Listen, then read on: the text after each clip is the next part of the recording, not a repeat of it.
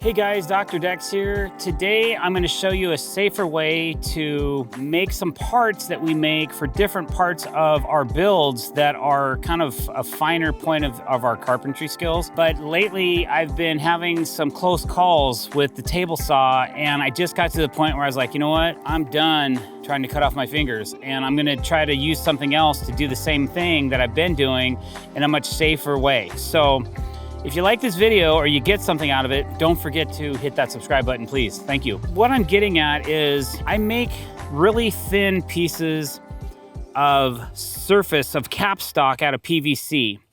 And you might ask, why do you do this? What I do is I make them out of actual decking materials. So I'm taking this board, ripping it on the table saw to get this thin piece. And why do I do that? Okay, so there's a big debate on the internet about miters versus butt joints. Nobody likes butt joints, everybody loves miters. The thing I don't love about miters is that they don't stay together, and in certain circumstances. So sometimes, yes, miters will stay together. You can glue them, screw them, pocket screw them, put your voodoo hex on it, and it may stay together over the years. But what I've found is if I make an end cap and I glue it to the end of this board, it gives it a factory look. And I'll paint this little edge right here, and it kind of disappears.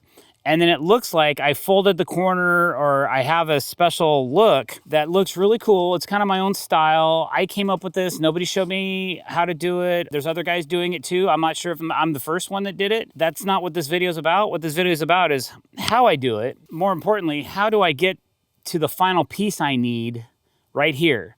Because you can't just go to TimberTech and say, hey man, I need some AZEK thin strips out of your capstock material. They don't do that. I'm trying to come up with a way to safely make this part, and then I can cut it down into exactly what I need for capping off. And I can do that in multiple widths. I can do that in a multi-width board. I can do that in a standard width board, or even a narrow board, a 3.5 inch board. So what I did was I went to Amazon and I bought this Shop Fox Tenoning Jig. Now this tenon jig cost me 300 bucks. I'm not sponsored by Shop Fox. Nobody told me this is what I should do. So it's kind of an experiment. It's an expensive experiment, but if it saves me from cutting off my thumbs or cutting my thumbs, let me show you an example. See these wounds right here? These were from a few weeks ago where I had my thumb near the blade and I had a kickback because I'm ripping at 3 inches tall. The blade's 3 inches out of the saw. And it got me good, and it hurt, and they're still healing. You know, you only have one set of fingers. I've actually cut this thumb so deep I had to have like 20 stitches on it, and it's because I didn't use a push stick. So that was the end of me using my thumb as a push stick. So basically this box is unopened. Let's open it up, take a look at this jig, and see if it's gonna work for our application, which I hope it does. Oh, so there is some assembly that has to go into what we're doing here. You know, the first thing I'm going to do is I am going to read the directions and get it put together properly, because this video is kind of about safety, right? While I'm at it, these are kind of cool. They're a screened set of safety glasses. So in the wintertime, when you're wearing a lot of gear and you're sweating all the time because of your rain gear, these don't fog up. I have a big problem with that, with safety glasses fogging up. Even the summertime, sometimes they fog up. So these do not fog up, and they keep a lot of stuff away from my eyes. Ooh, this is kind of heavy. So basically the premise, or the idea of what we're doing here, is that the bottom of this sits in the slot of your table saw right here, and that moves in and out. And what's cool, it looks like this is gonna fit right in here. Oh, cool, perfectly. So there's a little groove in the bottom of this table saw table. So this thing will just kind of scoot back and forth, but you can't pull it out, which is great.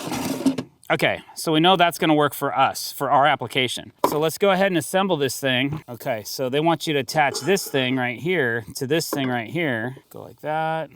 That goes to that, like so. Okay, that's done. Here's our handles, and they're saying put one in here and one up here. Okay, so this is gonna go here, and this is gonna go right here. Okay, so this can be moved back and forth some, I get it. Okay, so for now we're just gonna lock it in equal. And then it looks like we need to install the handle, and then this goes on here. Ta-da! Okay, so there's that. Okay, there you go. Look at that. Wow. The guide bar can be mounted to the side plate in 2 positions. I don't think we need to do that because we're really just cutting 1.5 inches or less away from the blade, like 1 inch away from the blade. So we don't need a further distance at this moment in time. So we're skipping that step. So basically, when you run this device, you're taking your fence off. We're taking the fence right off the table saw, and then this is gonna go in like this. And then all this stuff needs to be adjusted this way. That's not close enough to the blade. We're gonna have to take some things apart. To get this thing where we need it, we're gonna have to make that adjustment. We remounted the guide bar to fit our table saw, so that's done. Now we have a little bit of play in the guide bar, so we're going to adjust that really quick with some set screws. So we're just gonna pull this out, flip this over, and there's a couple of set screws in the side right here that you move in and out to pick up the slack. There we go. Now she's pretty snug.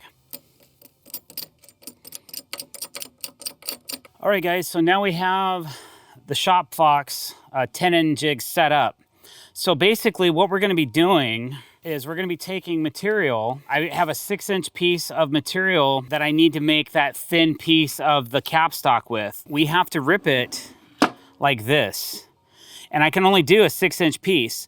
The blade will come up 3¼ inches approximately, about 3⅛, which is great. That'll cut right through it. So what I'm gonna do is I'm going to set this to the depth I want, and then I'm going to lock it in, and then I'm gonna cinch this together, and this is gonna be a much safer way for me to rip this, where I can stand to the side of the blade and be able to push this through, turn off the saw, flip it over, lock it back down, and finish my rip. And then I have a backer plate right here, so the material can't go flying out and flying away and hitting me in the thumb or anywhere else on my face or whatever, so we can get that part that we're looking for. So let me finish dialing this in and we'll take a rip and see how it does.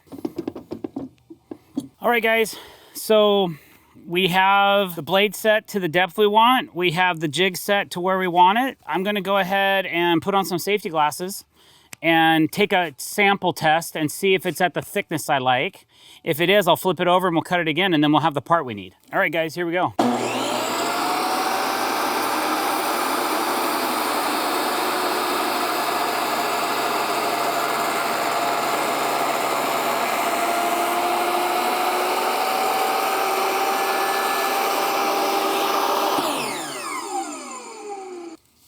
That looks pretty good. That's about the right thickness.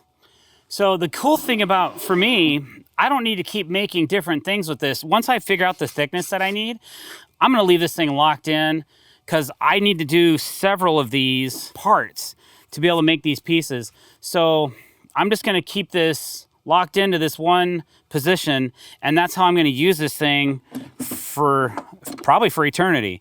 So the only curious thing I have is what I think I'm gonna do is if I tighten this up, it's gonna cinch down on this skin, which might cause a pinching problem with the blade. So I'm gonna run a little shim in here really quick when I do this and see how that does. I just have a feeling that if I don't, we may have a problem. So let me go grab a shim really quick. Okay, so I grabbed a couple shims. I'm gonna drop a shim right in here, and I'm gonna tighten on the shim.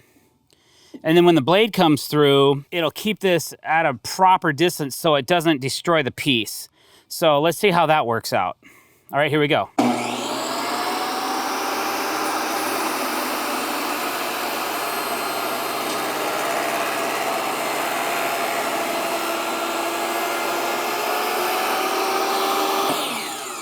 Man, I can't tell you. I mean, that was a little bit nerve-wracking, but so much less nerve-wracking than the way that I have set up and done this hundreds of times. I'm being serious here, guys. This is a trick. This is a cool trick, and I hope somebody else learns something from this. To spend $300 on something that will keep me from having an $8,000 surgery on my thumb or losing a finger, how valuable is that? Worth every penny.